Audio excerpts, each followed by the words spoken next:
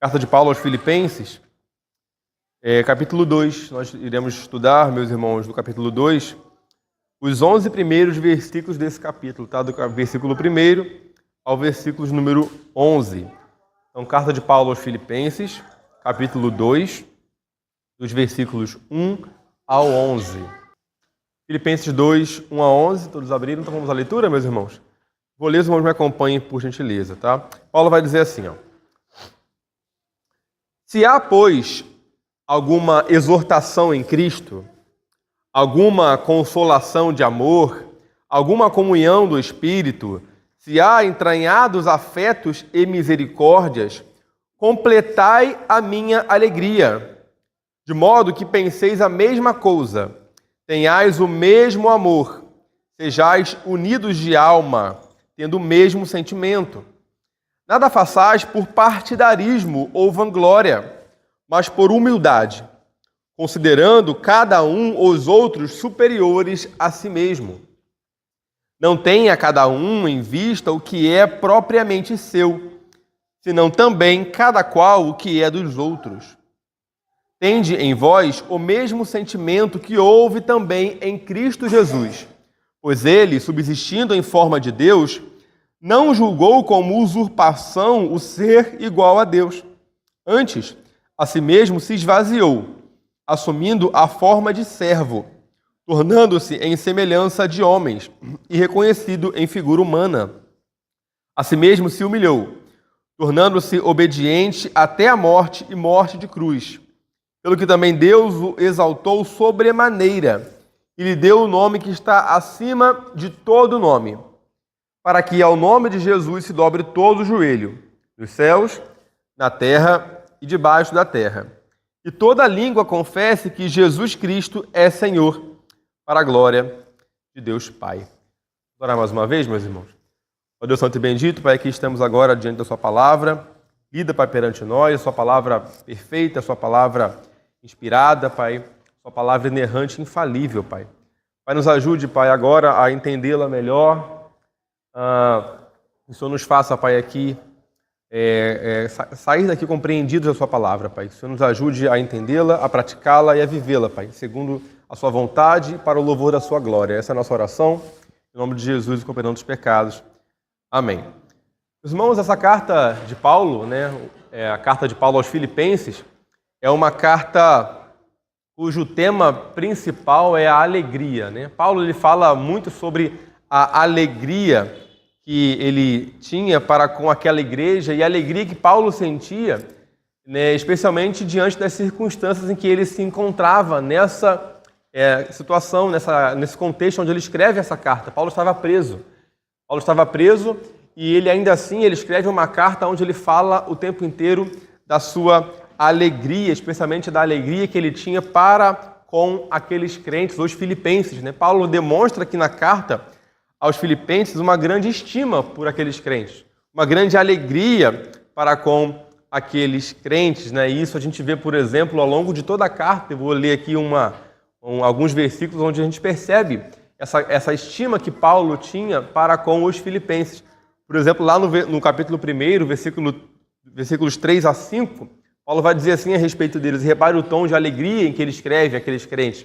Ele vai dizer assim: eu dou graças ao meu Deus por tudo que recordo de vós, fazendo sempre com alegria súplicas por todos vós, em todas as minhas orações, pela cooperação no Evangelho, desde o primeiro dia até agora. É interessante, né, que Paulo ele ora a Deus a favor daqueles crentes, especialmente pela cooperação no Evangelho, né? Paulo, aquela igreja tinha se destacado, especialmente por ter ajudado Paulo financeiramente ao longo aí do seu ministério, né? E aquela igreja se manteve firme nesse propósito de sustentar, de ajudar Paulo financeiramente. Então ela recebe o elogio de Paulo, o reconhecimento de Paulo, né? E Paulo ele caracteriza, né, aquela igreja como a sua coroa, a sua alegria. Lá no capítulo 4, versículo 1, ele vai dizer assim: portanto, meus amados irmãos e muito saudosos, minha alegria e coroa. Ele vai dizer assim, ó: sim, amados, permanecei deste modo firme no Senhor. Então reparem que Paulo tem um apreço por aquela igreja, uma estima por aquela igreja, né? E o grande tema dessa carta é a alegria cristã, é o tema da alegria. Mas nesse contexto e passagem onde nós lemos aqui, há também um tema muito interessante que Paulo ele começa a desenvolver na sua carta aos Filipenses, que começa lá do versículo 27 do primeiro capítulo e vai até aqui o texto onde a gente acabou de ler, que é o tema da unidade cristã. Basicamente, esse será o tema do nosso estudo de hoje. Paulo vai tratar sobre o tema da unidade cristã. Lá no versículo 27 do primeiro capítulo, Paulo falou sobre a unidade cristã, a unidade daquela igreja, especialmente contra os inimigos externos daquela igreja. Agora, no nosso texto, Paulo vai falar sobre os inimigos aqui, digamos, internos. Então, a ideia aqui de Paulo é mostrar que uma igreja dividida, uma igreja em que não houvesse unidade, não houvesse união, seria como uma presa fácil, por exemplo, aos inimigos, aos ataques externos contra ela. Então, a ideia aqui é de fato de unidade. Para que aquela igreja ficasse firme, ela precisava ter uma unidade interna. Então, embora Paulo elogiasse aquela igreja, pela sua cooperação no Evangelho, e como nem toda igreja é perfeita, ou, aliás, não há igreja perfeita, Paulo ele pontua aqui um problema daquela igreja, que era a falta de unidade. Um comentarista, ele comentando esse texto aqui, o William Hendricks, ele vai dizer assim: os negócios internos da igreja não iam tão bem quanto os negócios externos. Então, repare que quanto ao aspecto externo, aquela igreja ajudava Paulo, sustentava Paulo financeiramente, mas quanto a um olhar para dentro da igreja, entre os irmãos, havia ali uma espécie de falta de unidade. Esse é o grande problema daquela igreja. A gente vê isso ao longo da carta. Havia possivelmente ali disputas entre irmãos, conflitos, partidarismo, ali talvez uma ambição por honras, por prestígio social. Então, a ideia ali é de que havia esse problema, da falta de unidade. Tanto é que lá no capítulo 4, versículo 2, Paulo vai dizer assim, se referindo a dois irmãos, ou irmãs daquela igreja, Paulo vai dizer: rogo a Evódia e rogo a Sintique, que pensem concordemente no Senhor. Então, repare que possivelmente ou provavelmente essas duas irmãs aqui estavam aqui em conflito. E Paulo fala assim: se entendam, pensem concordemente no Senhor, vivam em unidade. Então, porque o problema era exatamente esse. Nem por que o tema da unidade, meus irmãos, era e é tão importante? Porque sem unidade, basicamente, a igreja desmorona. Você lembra daquela passagem que Jesus está expulsando ali demônios, e aí os fariseus falam assim: olha, ele expulsa os demônios senão pelo poder de Beelzebu. Então eles acusavam Jesus de expulsar demônios pelo poder de Satanás. E aí o que Jesus diz é muito interessante, tem a ver com o nosso tema. Ele vai dizer assim, lá em Mateus 12, 25, o texto diz assim, Jesus, porém, reconhecendo-lhes os pensamentos, disse: todo reino dividido contra si mesmo ficará deserto, e toda cidade ou casa dividida contra si mesmo não subsistirá. Então, repare aqui, a ideia aqui é: uma casa dividida não subsiste. Um reino dividido não subsiste. Então, a ideia lá no texto é: se Satanás está contra Satanás, não faz sentido, Aqui haverá, de fato, desmoronamento do reino de Satanás, porque se Satanás está contra Satanás, se não há unidade, mesmo no reino, digamos, de Satanás. Então, aqui, a consequência natural é, de fato, a tragédia, ou o desmoronamento. Então, a ideia aqui é de que, sem unidade interna, nada subsiste. A ideia aqui, por exemplo, se a gente lembrar, por exemplo, do Império Romano, a gente sabe que o Império Romano ele foi um império muito poderoso, um império muito extenso, e era considerado um império invencível naquela época. Quanto aos ataques externos, por exemplo, o Império Romano sempre tinha vitórias, grandes vitórias, grandes conquistas. Nada era capaz de enfrentar ou bater de frente contra o Império Romano.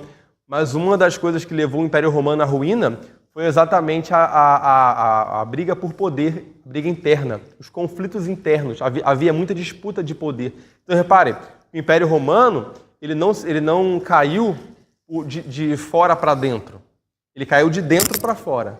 Ele perdeu a unidade. Havia muitas disputas de poder. Então, pela falta de unidade, aquele império ruiu. Então, no que diz respeito à igreja, isso também é verdade. né? Uma igreja sem unidade é uma igreja que não tem como subsistir, é uma igreja fraca.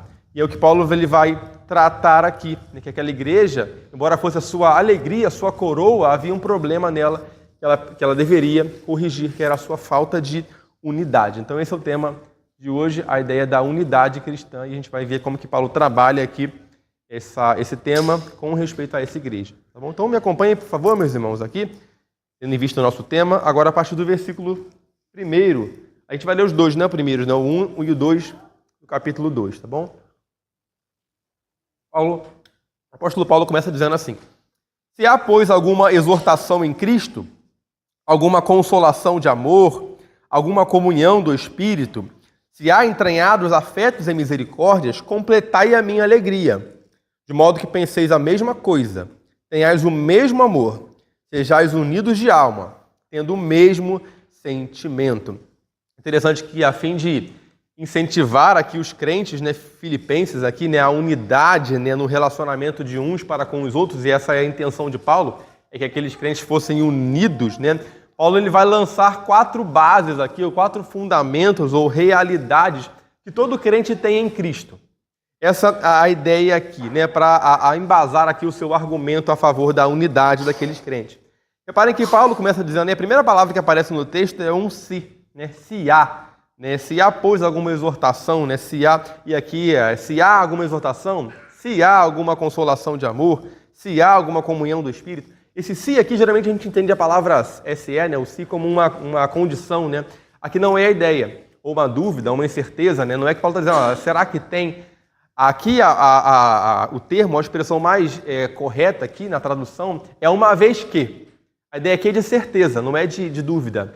É uma vez que há entre vocês, ou há na relação de vocês e Cristo, comunhão, a consolação de amor, a comunhão no Espírito, é essa a ideia que é de certeza. Então, uma vez que aqueles crentes tinham tudo isso em Cristo, essa é a ideia. Eles tinham exortação em Cristo, consolação de amor, comunhão do Espírito, entranháveis afetos e misericórdias, tudo isso eles possuíam na relação deles com Cristo. Em Cristo, por meio do Espírito, eles tinham essas 4 aqui, né, realidades aqui. Essa é a ideia. E qual é o argumento que Paulo vai trazer aqui, onde ele quer chegar?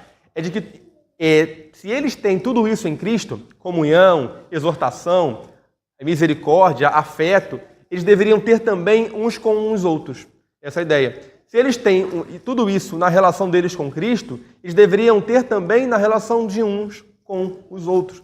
Não fazia sentido eles terem tudo isso na relação deles com Cristo, por meio do Espírito, se eles não tivessem tudo isso também em relação uns aos outros. É essa a ideia. A primeira expressão que ele vai usar aí, né, Paulo, né, se há, pois, alguma exortação em Cristo. Essa palavra aí, exortação, aí no original, aí, é paraclesis, né? Essa palavra conhecida, né? A gente lembra do paracletos, né? Que a gente atribui aí, é uma palavra que é usada para designar aí o Espírito, né? Como consolador, né? Como ajudador, né? Como encorajador. Essa palavra aqui, né? O paraclesis aqui, a exortação, né?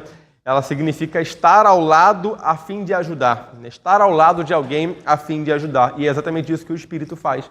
O Espírito está ao nosso lado para nos consolar, para nos encorajar, para nos ajudar. Então, o argumento de Paulo, mais à frente a gente vai ver isso com mais clareza, é de que uma vez que por meio do Espírito nós somos consolados, nós somos encorajados, nós somos ajudados, também devemos ajudar, consolar, encorajar uns aos outros. Essa é a ideia. Se temos isso em Cristo, devemos ter também na relação horizontal. Se temos na relação vertical com Cristo, devemos ter também na relação uns com os outros. A segunda expressão aí é se há alguma consolação de amor, é o que Paulo usa aí, né? A expressão que ele usa aí, né? A ideia aqui, meus irmãos, é basicamente a ideia aqui de persuasão de amor, né? Significa basicamente a mesma coisa que a gente acabou de ver aqui, né? A ideia de alívio, de consolo, né? Em Cristo nós somos amados, em Cristo nós somos perdoados, né? Em Cristo nós somos, de fato, tratados com misericórdia. Então, da mesma maneira, a gente deve tratar com amor uns aos outros, né? Com alívio, com consolo, com misericórdia, perdoando uns aos outros como nós fomos perdoados. E a terceira expressão aí, né, é se há alguma comunhão do Espírito, né, o que Paulo usa aí no primeiro versículo, né? A palavra aqui no grego, né, koinonia, né, ela significa parceria. Parceria entre pessoas. Essa palavra que Paulo usa aqui, ela era usada naquele contexto lá de Paulo, no primeiro século, para designar aí os parceiros de negócios, né, em algum empreendimento, né? Então eram parceiros de negócio. A ideia aqui, essa palavra, ela designa exatamente essa parceria, essa união, essa comunhão, por isso que a ideia, a tradução é comunhão, né? Que nós temos com Cristo por meio do Espírito. Então a ideia, da mesma maneira como nós temos comunhão em Cristo, nós podemos contar com Ele como nosso amigo, o nosso parceiro, né? Ou aquele com o qual nós temos de fato comunhão, devemos também ter comunhão uns com os outros. Esse é o argumento de Paulo, né? E a última expressão que ele vai usar aí, né, é profundos afetos, entranhados afetos e misericórdias, né? A ideia aqui é de afeto sincero, né? Está aí no primeiro versículo ainda. No original aqui, essa ideia tem a ver com entranhas humanas, né? A ideia daquilo que é intensamente pessoal, né? Afeto aqui se refere à ideia da sensibilidade para com a necessidade do outro, né? Ou seja, não se trata aqui de uma preocupação meramente ritual, meramente mecânica, né? Ou um cumprimento de uma obrigação, ou alívio de uma consciência, por exemplo. A ideia aqui de que na nossa relação com Cristo, né? O que Cristo fez por nós não foi uma mera obrigação. Ele não obedeceu o seu Pai como uma mera obrigação. Ele fez isso com afeto. Ele fez isso por amor verdadeiro, intenso, pessoal. Então, da mesma maneira, na nossa relação com o nosso próximo, nós devemos fazer ao outro não de maneira mecânica, não de maneira ritualística, não de maneira automática. Devemos tratar os outros com afeto, de fato, envolvendo o nosso íntimo aí, né, o profundo aqui do nosso ser, né? Por exemplo, é muito comum, né, por exemplo, a gente querer, ou alguém querer ajudar alguém só para aliviar a consciência, né? Talvez um morador de rua te peça algum dinheiro, né, e você, para aliviar sua consciência, você dá assim. Mas você não dá a ele talvez o que seja de mais importância. Talvez o seu tempo, talvez de fato, uma conversa, ou pregar o evangelho, que é o que mais importa. Então, repare que às vezes a gente pode fazer coisas aos outros de maneira muito mecânica, né? Por exemplo, você pega o seu dinheiro e você dá para um missionário. Claro que isso é um dever e deve ser feito, né? Isso também é muito importante. Mas, além disso, você deve fazer isso com, de fato, afeto sincero. Orar, não só dando um dinheiro, mas também orando por ele, podendo talvez escrever a ele uma carta, mandar uma mensagem. Então, repare que é possível que nós façamos coisas apenas de maneira ritual, de maneira mecânica, sem um afeto sincero. É disso que Paulo está falando aqui, né? A ideia de fazer as coisas com afeto sincero, né? De fato, com aquilo que envolve o nosso coração, né? Uma frase que eu trouxe aqui de um comentarista, ele vai dizer assim, né? A irmandade em uma igreja, evidentemente, não se limita a sentimentos, mas tampouco se resume apenas em atividades de ajuda e frias ações. Certamente as entranhas precisam ser movidas e a aflição exterior e interior do irmão precisa despertar uma compaixão viva. Então essa é a ideia. Então, resumindo aqui, o que Paulo está trazendo aqui é que todas essas realidades, né, a exortação, consolo, afeto e misericórdia, comunhão, temos nós com Cristo por meio do Espírito. Então devemos ter também essas coisas na relação uns dos outros. Essa é a ideia. No versículo 2 aí, a gente leu, né? Paulo vai dizer assim, completai a minha alegria, de modo que penseis a mesma coisa, tenhais o mesmo amor e sejais unidos de alma, tendo o mesmo sentimento. A ideia aqui é de que fazendo essas coisas para uns com os outros, isso completaria a alegria de Paulo. É o que ele vai dizer aí, né? Uma vez que vocês têm isso na relação com Cristo, e tendo na relação uns com os outros, vocês irão completar, aí ele vai dizer, né? Completai a minha alegria, de modo que penseis a mesma coisa, né? A ideia aqui de completar é de aumentar, é de fazer a alegria de Paulo transbordar, né? Paulo ele escreve àqueles crentes falando de alegria, a gente tem que lembrar aqui, né? Ele está alegre para com eles, né? Paulo está alegre com a situação deles, com o envolvimento deles no seu ministério, com a ajuda que aqueles crentes proporcionaram a Paulo. Mas reparem que Paulo ele entende que na comunhão uns com os outros, a sua alegria seria ainda maior, seria ainda mais completa daquela alegria que ele já tinha com relação àqueles crentes, né? É interessante, né, que Paulo ele não diz aqui, e a gente lembra do contexto, né, ele escreve essa carta enquanto ele estava preso, Paulo estava preso escrevendo essa carta. Ele não diz que a sua alegria, ou que ele seria alegre, que a sua alegria seria maior, caso ele fosse solto. Ele não diz que a sua alegria seria completa ou que seria transbordante aqui, caso ele fosse liberto da prisão. Não é esse o desejo de Paulo, em última instância. Paulo aqui ele entende que a sua alegria estava em ver o progresso dos outros. Paulo está pensando muito mais nos outros, nos seus leitores aqui, naqueles crentes, do que em si mesmo. Então, reparem que o que Paulo está fazendo aqui é exatamente o que ele está escrevendo, né?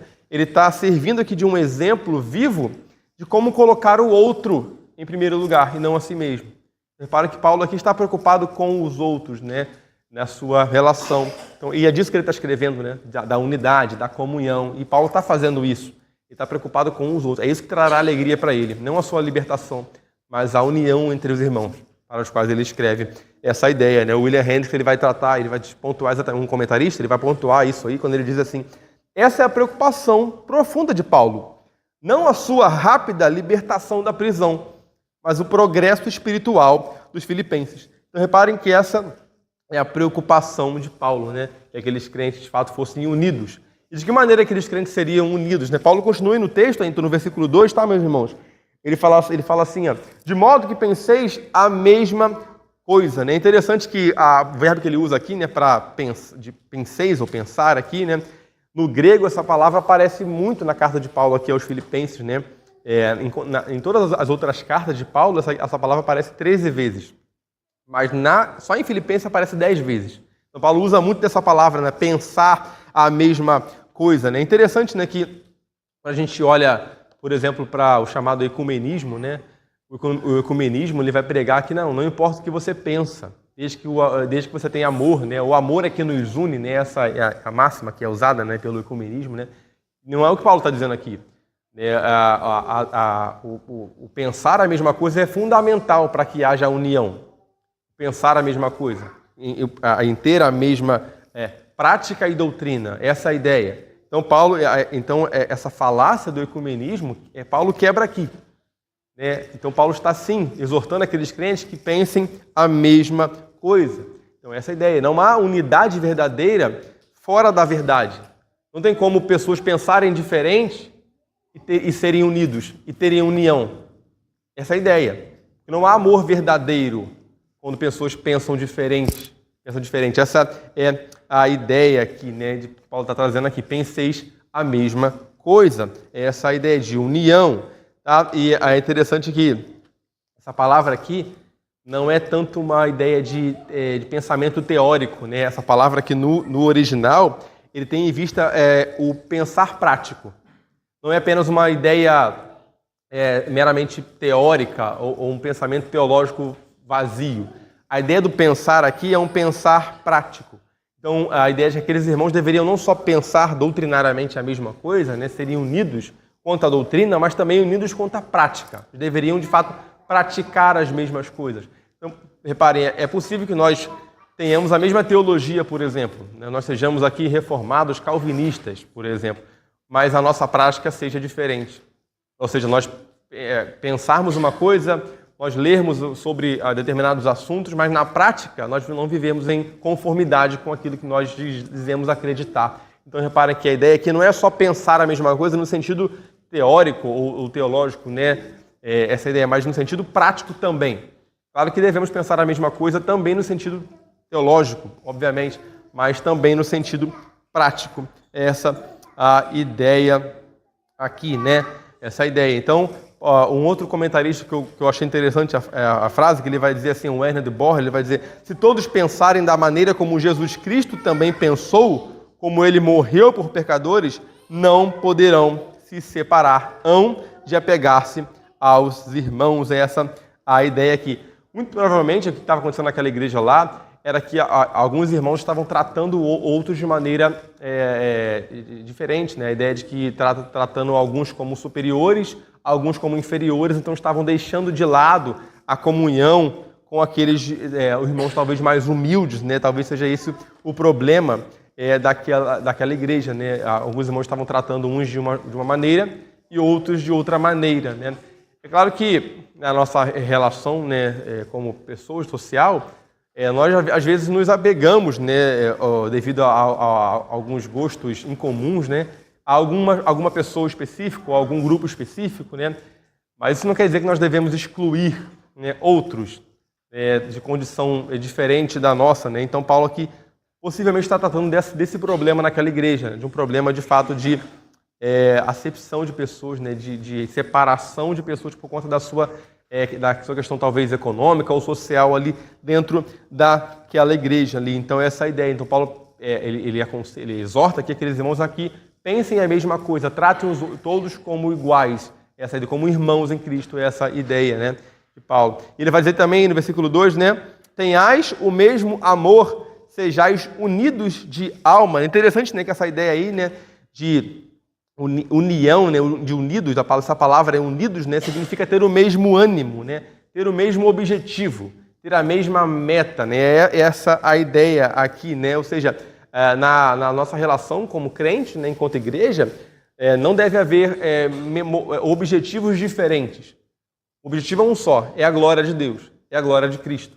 Aqui, possivelmente, naquela igreja, havia diversas motivações do coração, ou objetivos do coração. Por exemplo, a gente vai ver aqui mais tarde, né, a vanglória, a necessidade de querer aparecer, ou de querer a glória dos homens. Então, aqui havia propósitos diversos, que não um só, que é a glória de Cristo. Deveria ser a glória de Deus e a glória de Cristo. Então, o que Paulo está tratando aqui quando ele fala tenhais o mesmo amor, sejais unidos de alma, a ideia aqui é tenham o mesmo objetivo, tenham o mesmo propósito. Né? O objetivo da igreja, o propósito da igreja é uno, é um só, é a glória de Deus, é essa a ideia aqui.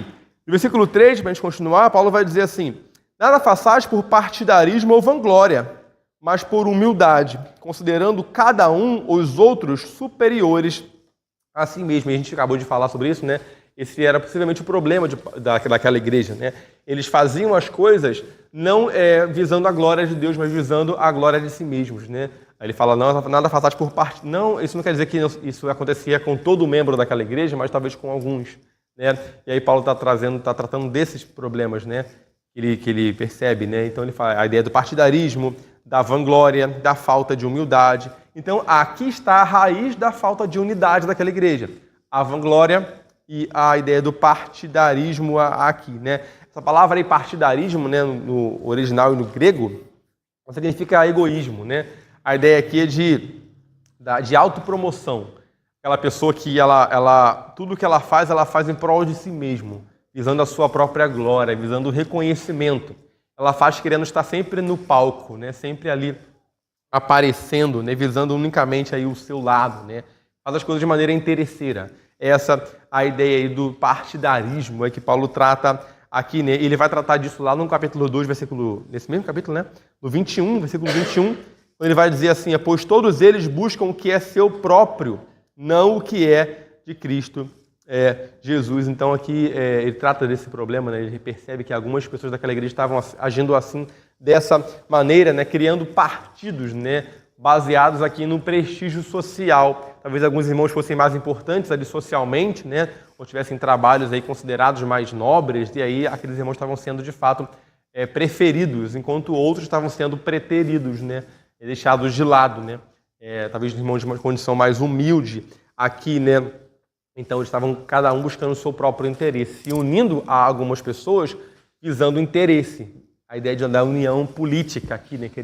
Visando interesses pessoais. Então, vou me unir ao irmão tal porque ele tem um trabalho bom, porque ele recebe bem, porque ele tem uma importância social. Talvez eu possa me dar bem com ele. Enquanto o irmão ali mais humilde, deixa ele para lá. Era essa basicamente a ideia, né? Eles estavam fazendo isso por partidarismo, né? Essa a ideia. E aí Paulo fala assim, né? Nada façais por partidarismo ou vanglória. A vanglória que é outro problema que Paulo trata aqui, com relação àquela igreja, né?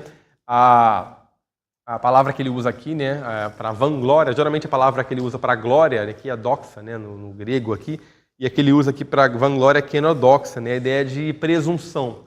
Aqui a ideia de orgulho mesmo, né? Aquela pessoa que quer tomar a glória de Deus, quer fazer as coisas para a sua própria glória, né? Então a ideia de que o que eu faço para mim, eu faço para mim a glória, é essa a ideia aqui, né? Ou seja, o que eu faço não é para o benefício do meu irmão, para o meu próprio benefício, né? Essa a ideia. É o que Paulo vai tratar em outra carta lá em Gálatas, né? Quando ele vai dizer assim, não nos deixemos possuir de vanglória, provocando uns aos outros, tendo inveja uns dos outros, né? E o remédio que ele vai dizer aqui, né, ainda no versículo aí de número 3, né, mas por humildade. Então, o remédio é esse.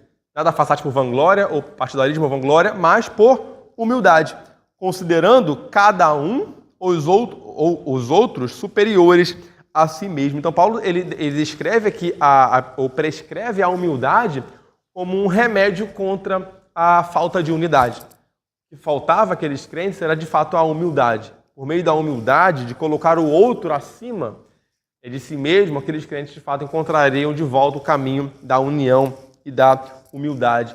É interessante que essa palavra humildade aqui, né, ela era um termo, na época, hoje quando a gente ouve essa palavra, para a gente é uma virtude, né? Se você perguntar a alguém, você acha que a humildade é uma coisa boa? A pessoa fala, claro, eu sou muito humilde, né, e tal. E porque hoje, no contexto atual, a humildade já tem essa conotação de virtude, né, de algo bom. Mas naquela época, a palavra que é usada aqui para humildade não tinha essa conotação boa. A conotação era ruim, né? Essa palavra aqui, esse termo que é usado para humildade aqui lá no original, ele era considerado um termo de opróbrio, né? Um termo que, no pensamento grego ali, ele tinha uma conotação de servilismo, de escravidão, né? A ideia é essa, a conotação é negativa. Então, essa palavra caracterizava ali o homem vil, o homem escravo, né? Essa é a ideia. Então, ninguém queria ser humilde naquela época, porque tinha uma conotação ruim. E ele disse que falam que é por meio do cristianismo que essa palavra ela tem uma conotação boa, de virtude, né? A ideia é essa, né? Uma conotação mais positiva, né? Então, a ideia de que o humilde, embora humilde, ele é bem visto por Deus, né? Ele não é mal visto, como naquela sociedade, naquela época, humilde era. Por meio do cristianismo, essa palavra, né, foi, de fato, digamos, talvez redimida, né? Essa ideia ressignificada, né? Uma vez que Cristo foi humilde, ele foi humilhado, ele sofreu, mas essa ideia, né? Por meio da humildade, nós nos colocamos abaixo, né? A gente vai ver sobre isso aqui de Cristo, né? Como humilde, né? Paulo vai falar sobre isso aqui. E a humildade envolve exatamente isso, né? Você ter uma perspectiva sobre você mesmo correta, uma perspectiva sobre você no lugar certo, nem abaixo, nem acima, mas uma perspectiva que a Bíblia fala sobre nós, né?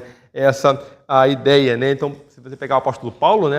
Quando ele fala de si mesmo, ele nunca se coloca como alguém extraordinário, né? Ele vai falar lá no 1 Coríntios, né? Que ele vai se designar como o menor dos apóstolos, né? Ou como o menor dos menores de todos os santos, né? Essa ideia. Então, essa ideia da humildade, você colocar os outros acima, é o que Paulo está tratando aqui, né? Lá, um outro comentarista que eu trouxe uma frase aqui, ele vai dizer assim: uma pessoa humilde tem prazer de realizar o serviço que quase não aparece, o trabalho que permanece nos bastidores, a obra insignificante, deixando com alegria aos outros aquilo que parece mais importante e obtém maior reconhecimento. Então é interessante, né? A pessoa que ela quer fazer tudo para aparecer, quer se colocar sempre como ali o personagem principal, a pessoa que... Não que a pessoa que esteja na frente aparecendo, ela não seja uma pessoa humilde. Né? Há trabalhos que a pessoa tem que estar na frente. Por exemplo, eu estou aqui na frente falando, né? O pastor prega. Mas isso não quer dizer que a pessoa não está sendo humilde. Mas o ponto aqui é que há pessoas que, de fato, né, existem pessoas assim, que elas querem o tempo todo só estarem na frente, só aparecerem. Eles nunca querem fazer o trabalho dos bastidores, o trabalho que ninguém vê, o trabalho mais humilde. Porque a ideia é de que nesses trabalhos não haverá reconhecimento, as pessoas não lhe darão glória. Então, a ideia da humildade passa por isso, né? A ideia de fazer aquilo que muitas vezes só Deus vê. Essa é a ideia. E Paulo vai falar assim, né? Considerando cada um os outros superiores a si mesmo. É interessante, né, que essa palavra que ele vai usar aqui, traduzida por considerando aqui, no gerúndio aqui, né? Essa palavra que ele usa lá no original tem uma conotação que vem da matemática, né? Interessante isso, né? Essa palavra significa calcular, calculando. E a ideia é exatamente essa, né? De que aqueles crentes, né, e nós devemos calcular ou somar as necessidades do outro e diminuir as nossas. Essa é a ideia. Quando eu olho para o meu tempo, quando eu olho para a minha energia, onde eu vou gastar, a ideia é, olha, considere sempre as necessidades dos outros. Calcule para cima, some. O que importa é mais o outro e menos você. Essa é a ideia. A ideia aqui da matemática. Considere calcule as necessidades dos outros como mais importantes. Essa é a ideia. Some a necessidade dos outros e se empenhe nelas, enquanto as suas diminua. Essa é a ideia. A ideia de calculando, né? Essa ideia interessante que ele traz aqui da matemática aqui, né? Eles deveriam somar as necessidades dos outros e subtrair os interesses pessoais. Essa a ideia aqui, né? Não que nós não tenhamos necessidades, né? Não que nós não devamos. Paulo vai falar sobre isso aqui, né? Logo agora no 4, né?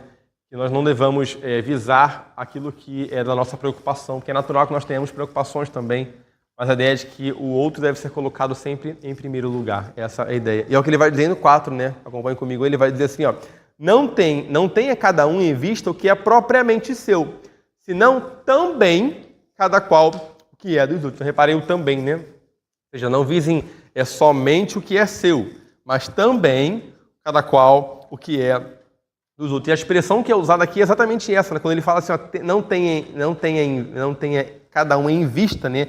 A ideia de em vista aqui, né? Não tendo em vista, não considere como seu objetivo. Essa é a ideia. Ou seja, considere a necessidade dos outros como seu objetivo. Considere as dificuldades dos outros, as necessidades dos outros como as suas necessidades próprias. Ou seja, não foque apenas no que é necessário para você, mas o que o outro está precisando e necessitando deve ser também a sua preocupação. A preocupação do outro deve ser a sua preocupação. Essa a ideia aqui, né? Então, reparem, Paulo não está dizendo que você não deva ter preocupações, não deva se preocupar com coisas legítimas. Mas a ideia aí é não ter em vista somente o que é propriamente seu, mas cada qual também o que é dos outros. É essa a ideia aqui, né? É interessante que, possivelmente, segundo alguns comentaristas, Paulo estava aqui corrigindo, né, um grupo da igreja perfeccionista aqui, né? Um grupo que estava muito preocupado com o seu progresso espiritual. Então a ideia é que eles estavam muito preocupados consigo mesmos, né? Eles queriam ser muito crentes, mas negligenciando, por exemplo, o progresso dos outros. Eles estavam visando só os seus interesses, mas negligenciando o progresso dos outros. Então reparem que a ideia é que eles queriam ser mais santos, queriam orar mais, mas os outros irmãos mais fracos, os irmãos que precisavam de ajuda espiritual, de um discipulado, eles estavam negligenciando. Então a ideia é que eles viam a si mesmos como mais espirituais. Então a ideia é que negligenciavam a ajuda que o irmão mais fraco precisava, né? A comunhão com o irmão mais fraco, a comunhão com o irmão talvez mais ignorante, ou o neófito que chegou agora na igreja, eles estavam negligenciando. É possível que a ideia seja essa aqui, dos crentes aqui filipenses, né? Por exemplo, num casamento, você pode, por exemplo, ser um crente piedoso, você pode ser um crente que se preocupa em orar, que se preocupa em ler a palavra, mas se você não se preocupa com o estado espiritual, né, do seu cônjuge, né, especialmente os homens com o estado da sua esposa, seu líder, né, você está pecando, né? Então você pode estar muito preocupado, você pode de fato ler a palavra todos os dias, mas se você não pergunta à sua esposa se tem lido a palavra, tem orado ao Senhor ou lido com ela. Repara, a preocupação nossa, enquanto casados, né, deve ser não só com a nossa vida espiritual, né, com a nossa vida devocional, por exemplo, mas com a necessidade espiritual do outro, né? Essa é a ideia do nosso cônjuge, especialmente os homens aqui que lideram a sua casa. Devem se preocupar em como a sua esposa está lidando com a oração. Ela tem gastado tempo em oração, ela tem gastado tempo em leitura da palavra. Então essa é a ideia. Estou preocupado sempre também com o outro. Essa é a ideia. Tá? E aí, meus irmãos, a partir do versículo 5 aí, Paulo ele vai citar aí alguns exemplos de humildade. E a ideia é que ele tem falado sobre isso, né, de humildade, como remédio para a que falta de unidade, né? Então ele vai tratar aqui de alguns exemplos, especialmente aqui o exemplo de Cristo. E aí aqui que a gente vai entrar. Versículos 5 e 6, ele vai dizer assim, ó: tende em vós o mesmo sentimento que houve também em Cristo Jesus, pois ele, subsistindo em forma de Deus, não julgou como usurpação o ser igual a Deus. Paulo vai tratar aqui sobre Cristo como um exemplo supremo da humildade, né? Ele vai tratar do exemplo de Cristo. E como Cristo, ele por meio da humildade, ele se deu em favor dos outros. É isso que ele está tratando aqui, né? Como nós devemos lidar em favor, ou viver em favor do outro, né? Cristo, ele faz isso de maneira humilde, né? É interessante que a humildade de Cristo nós vemos pela sua vida, né? na maneira como ele renunciou toda a sua glória nos céus, né, tudo aquilo que ele tinha, né, com o Pai, a sua glória eterna no céu, as suas riquezas eternas que ele tinha lá no céu. Né, ele, em última instância, não era obrigado a isso, ele nunca foi obrigado a isso, ele fez de maneira voluntária, de maneira afetuosa, como nós vimos aqui, né, mas ele humildemente se coloca em nosso lugar. Ele veste a nossa pele, né, ele veste aqui a carne humana. Né, então é exatamente esse sentimento, essa atitude de Cristo, né, de humildade, de se colocar em favor do outro, como ele fez, né, renunciando tudo que ele tinha, né, para se tornar comum de nós, né, que Paulo aqui ele nos chama a de fato, ter da mesma maneira, né, obter da mesma maneira, a enxergar as necessidades dos outros como Cristo também o fez. E Paulo vai tratar da maneira como Cristo ele faz isso, né, e entre essa passagem aqui, esses versículos são bem conhecidos na cristologia, né, pessoal que estuda a cristologia aí, a gente vê muito esses versículos aqui, né, estuda sobre eles, né. Paulo vai dizer, começando, né, que ele antes ele subsistia, pois ele subsistindo em forma de Deus, não julgou como usurpação o ser igual a Deus. Paulo vai tratar de que maneira Cristo, ele sendo Deus Todo-Poderoso, ele se torna como um de nós.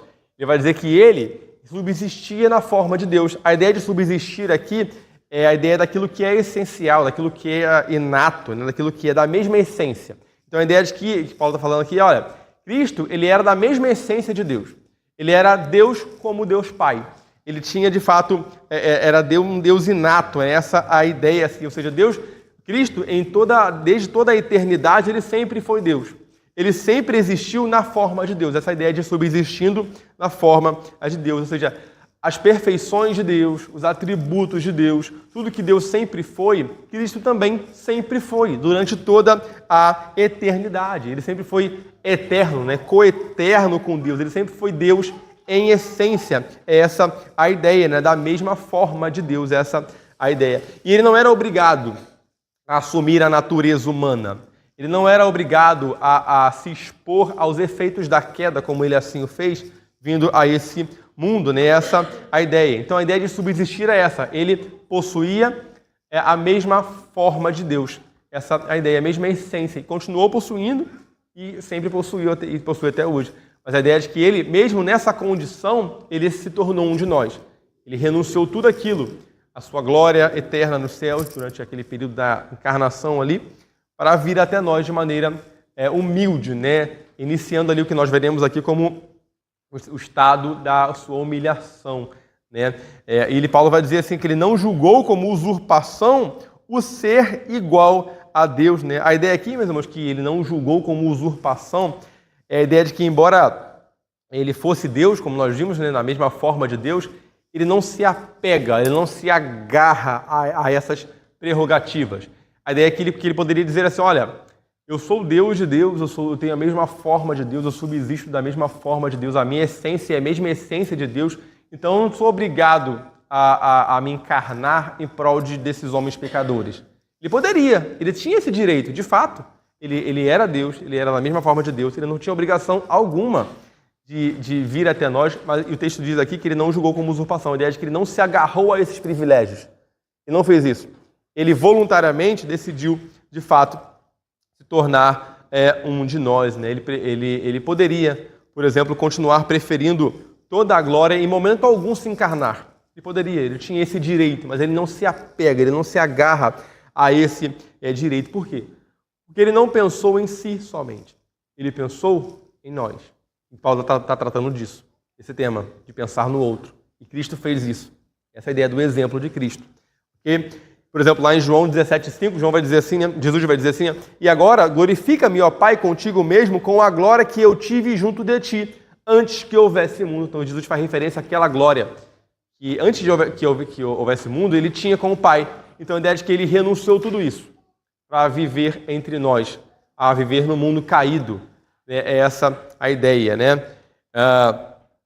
Versículo 7 e 8, para a gente ganhar tempo, ele continua trabalhando essa ideia do exemplo de Cristo, dizendo assim, antes, a si mesmo se esvaziou, assumindo a forma de servo, tornando-se em semelhança de homens, e reconhecido em figura humana, a si mesmo se humilhou, tornando-se obediente até a morte e morte de cruz. É interessante que aqui Paulo vai descrever o estado, né, na teologia a gente chama de estado de humilhação de Cristo, né? E logo no final aqui a gente vai ver como que ele destaca aqui o estado de exaltação de Cristo.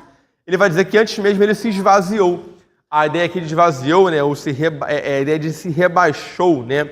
A ideia que não é que Cristo, quando ele se torna homem como nós, ou a ideia que Paulo trata aqui, né, de que ele se esvaziou a si mesmo, né?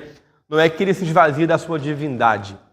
Não é que Cristo, quando ele vem ao mundo, né, ele se encarna, ele perde alguns dos seus atributos. Essa não é a ideia. Cristo nunca perdeu algum dos seus atributos quando ele vira homem, como nós, né? Porque pense bem, se Deus ele perde algum atributo, seja ele qual for, ele deixa de ser Deus. Porque Deus ele é um Deus perfeito, com todos os seus atributos. Se Cristo deixasse algum atributo ao se encarnar, ele não seria Deus. Então ele vem até nós com todos os seus atributos divinos. Ele permanece subsistindo na forma de Deus. Ele permanece como Deus em essência. É essa a ideia. Então Cristo, ele não vem a nós perdendo algum atributo. É essa a ideia. Ou seja, a ideia de esvaziar aqui não é essa. Que ele vem a nós deixando de ser Deus, né? Ou de que ele tenha deixado de ser Deus para virar homem, trocar a sua divindade pela sua humanidade. A teologia a gente fala que Deus, o Cristo, ele ganha uma nova natureza. Quando ele se encarna, ele tem a natureza divina e obtém a natureza humana. Mas ele continua sendo Deus. Agora ele é um Deus homem. Ele obtém essa outra natureza que é a humana, mas a natureza divina ele continua tendo. Então a ideia de esvaziar não é essa, né? Então em que sentido Paulo fala aqui de que Cristo se esvaziou, né? Que Paulo mesmo responde essa pergunta quando ele vai dizer assim, né? Assumindo a forma de servo e tornando-se em semelhança de homem. Cristo se esvazia, meus irmãos, quando ele assume aqui o seu estado de humilhação. Que estado é esse de humilhação que nós vemos aí, né, na teologia, né? Esse estado de humilhação não se inicia na encarnação em si. Né? Por quê?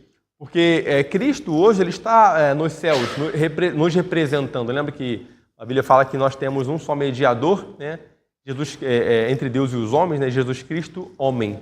Então lá no céu nós temos um Cristo humano, temos um homem que nos representa diante de Deus, né? que é o mediador entre nós e Deus. E ele está encarnado como um homem, mas ele não está no seu estado de humilhação, ele está no seu estado de exaltação. Após a ressurreição começa ali o estado de exaltação, que a gente vai ver mais à frente agora, o estado de exaltação de Cristo. Mas o estado de humilhação dele não se dá na encarnação em si, mas em que momento? Quando Cristo ele se encarna como um de nós, ele se encarna num corpo que a Bíblia fala que é um corpo enfermo, um corpo que padece. O que isso significa? É um corpo que se submete aos efeitos do pecado. Essa é a ideia. Reparem, Cristo não tinha pecado, ele nunca teve pecado, mas ele se submeteu aos efeitos que o pecado causou no mundo e no corpo humano.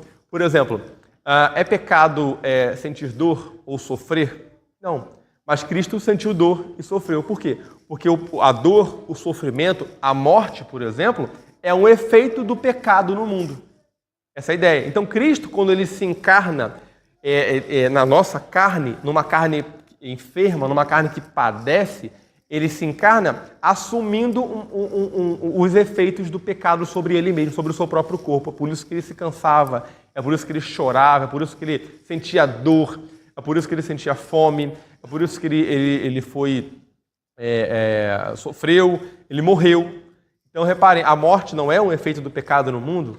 Então reparem que Cristo ele se coloca num corpo humilhado, que é o corpo humano, sob os efeitos do pecado. Então essa é a ideia. Então esse esvaziou, que Paulo fala aqui, que ele se esvaziou, é a ideia de que ele se colocou sobre um mundo caído, sobre os efeitos de um mundo caído e sobre os efeitos de um corpo que padece. Essa é a ideia. De um corpo que sofre os efeitos do pecado no mundo e sobre o próprio corpo. Essa é a ideia. Então Cristo se humilha aqui. Essa é a ideia, né, de Paulo aqui, né? Então ele se esvaziou quando ele renuncia àqueles privilégios eternos no céu, aquela glória eterna no céu, para vir a esse mundo né, se submetendo às limitações humanas. Essa é a ideia aqui de Paulo. Então, repara que Cristo aqui, já está caminhando para o final, ele era Deus homem.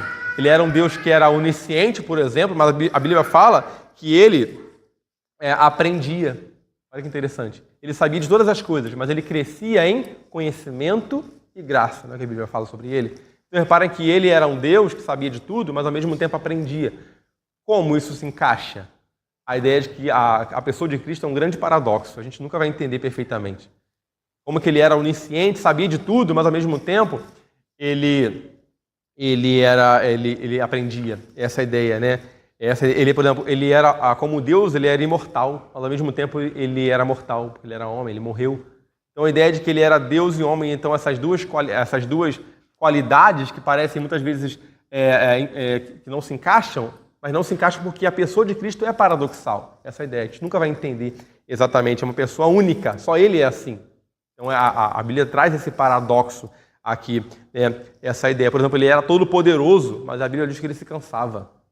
Ele tinha todo o poder, mas ele se cansava.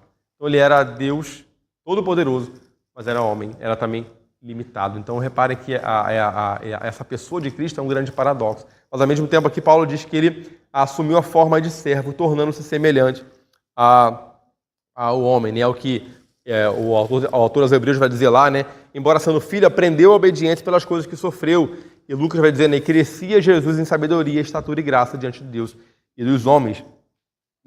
E aí, meus irmãos, é interessante que se o próprio Jesus se humilhou, e a ideia que Paulo está trazendo aqui é essa, né? Dessa maneira, por que nós não devemos nos humilhar e nos fazer, de fato, servos uns dos outros? É o que ele fala lá em Marcos 10:45, né? Pois o próprio Filho do Homem não veio para ser servido, mas para servir e dar a sua vida em resgate por muitos. Então a ideia de que Cristo, ele veio como servo, ele veio humildemente. Então a ideia de que na minha relação com o meu irmão, com o meu próximo, eu não devo me ver como alguém superior, ou como alguém que não deve nada a ninguém, como alguém altivo, mas sim como alguém de fato que está aqui para servir uns aos outros. É essa a ideia aqui. E no 9 a 11 a gente termina, né? A gente caminha para o final por causa do nosso horário. Paulo vai dizer assim, né? Versículo 9 ao 11. Pelo que também Deus o exaltou sobremaneira, e lhe deu o nome que está acima de todo nome, para que ao nome de Jesus se dobre todo o joelho, nos céus, na terra e debaixo da terra, e toda língua confesse que Jesus Cristo é Senhor, para a glória de Deus Pai. Nós vimos agora há pouco, né, nos versículos anteriores, que Paulo fala sobre o estado de humilhação de Cristo, né, no estado que ele começa com a sua encarnação num corpo enfermo. Então é ali a ideia de que Cristo se submete aos efeitos do pecado, então ele se esvazia nesse sentido. Não no sentido de que ele perdeu atributos, como muitas vezes as pessoas entendem fora, mas no sentido de que ele, mesmo com todos os seus atributos perfeitos, né, todas as perfeições divinas, os atributos divinos, ele ainda assim se submeteu a um corpo humano enfermo, um corpo que sofria, que padecia. Essa é a ideia.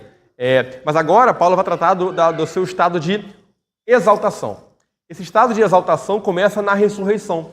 No momento em que Cristo ele se torna ressurreto, ele ali dá-se início ao estado de exaltação de Cristo, que é o estado que se tornará completo e pleno naquele grande dia, quando ele voltar, estabelecer de fato o seu reino sobre toda a terra.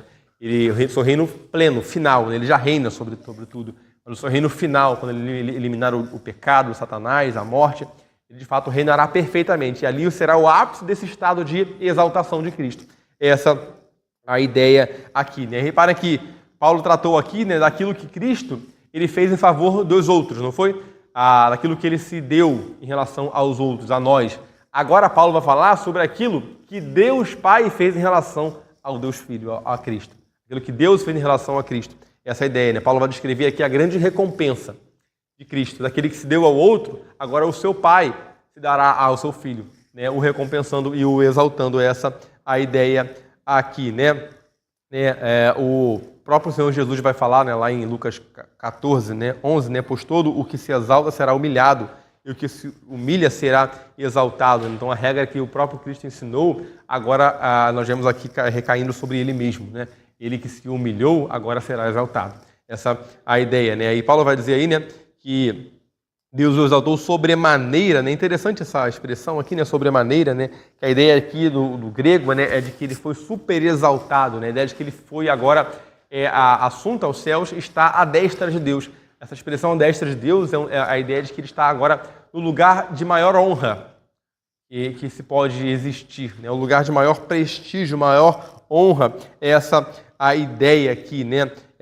A ideia aqui, né? Ou seja, essa elevação aqui de Cristo, né, a esse estado de exaltação à destra do seu Pai, não é que Cristo agora voltou a ser Deus, né? Cristo sempre foi Deus. Mas a ideia aqui é de que ele, aquela glória que nós lemos aqui, né? Ele falou que tinha com o Pai antes que houvesse mundo, essa glória é restituída, agora ele a tem de volta. Agora ele é adorado por todos os anjos, de fato, na sua presença, diante dele, diante do Pai, à destra do Pai, que é essa a ideia aqui, né? E esse próprio Cristo, né? A Bíblia fala que nós reinaremos com Ele, né? Na eternidade, né? Então a ideia é de que por mais humilhados que nós sejamos aqui pelo mundo, né? Pela carne, né?